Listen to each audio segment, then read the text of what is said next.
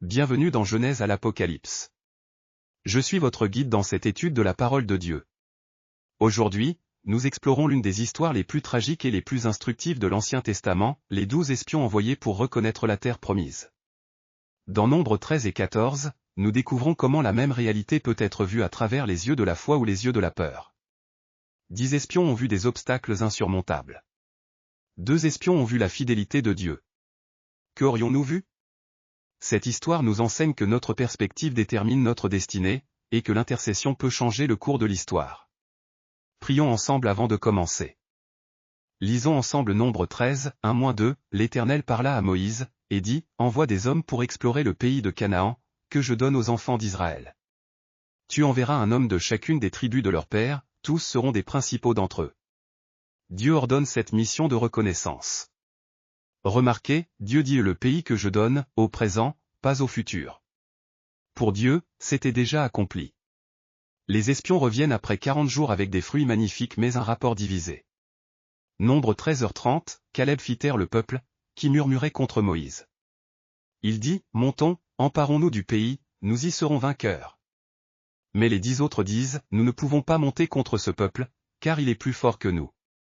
Même rapport, perspectives opposées. Explorons des détails souvent négligés qui révèlent la profondeur de cette histoire. Premier détail, les 40 jours de reconnaissance correspondent exactement aux 40 années d'errance à venir. Dieu établit souvent des correspondances numériques significatives. Deuxième détail crucial, seuls Caleb et Josué voient la grappe de raisin géante comme preuve de la bonté de Dieu, tandis que les 10 autres la voient comme preuve des difficultés qui les attendent. Même miracle, interprétations opposées. Troisième détail, le rapport des 10 était techniquement correct, il y avait vraiment des géants et des villes fortifiées, mais spirituellement aveugles. Ils ont décrit la réalité physique sans inclure la réalité spirituelle, Dieu était avec eux. Cette histoire révèle plusieurs changements théologiques majeurs. D'abord, la promesse devient une épreuve.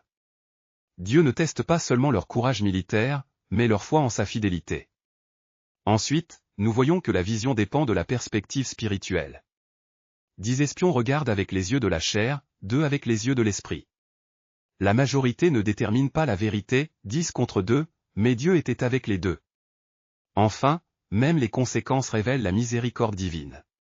40 ans d'errance semblent être une punition, mais c'est aussi une nouvelle génération qui grandira en connaissant la fidélité de Dieu dans le désert. Dieu discipline, mais il n'abandonne jamais son peuple. Écoutons maintenant le témoignage de nos témoins de la création, qui observe cette tragédie avec étonnement et tristesse. Du haut de mon vol, je vois toute la terre promise. Elle ruisselle vraiment de lait et de miel. Pourquoi les humains ne voient-ils que les obstacles? J'entends leur cœur battre de peur devant des ennemis mortels, alors que l'Éternel des armées marche avec eux. Quelle tragédie de douter de sa force. Ils ont vu les fruits magnifiques que Dieu a préparés pour eux, mais ils se concentrent sur les épines du chemin.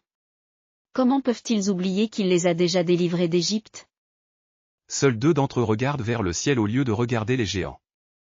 La foi élève le regard, la peur l'abaisse.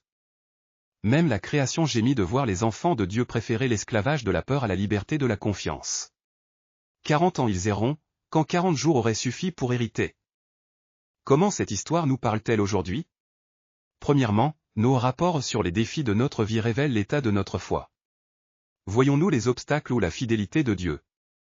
Deuxièmement, l'intercession de Moïse nous enseigne que la prière peut changer le cours de l'histoire. Quand Dieu voulait détruire le peuple, Moïse a plaidé pour la gloire du nom de Dieu, et Dieu a écouté. Troisièmement, ne suivons pas automatiquement la majorité. Parfois, Dieu appelle les minorités fidèles à se tenir debout pour la vérité. Enfin, même nos échecs peuvent devenir des écoles de foi.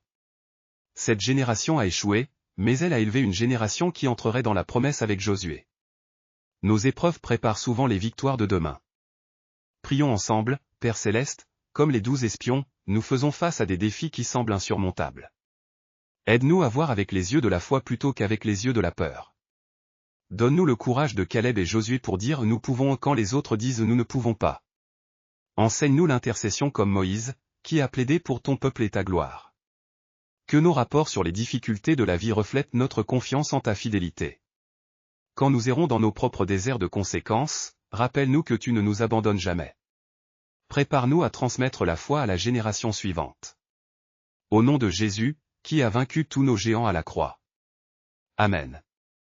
Continuez à étudier sa parole, et nous nous retrouverons dans le prochain épisode de Genèse à l'Apocalypse. Abonnez-vous pour plus de contenu d'études bibliques.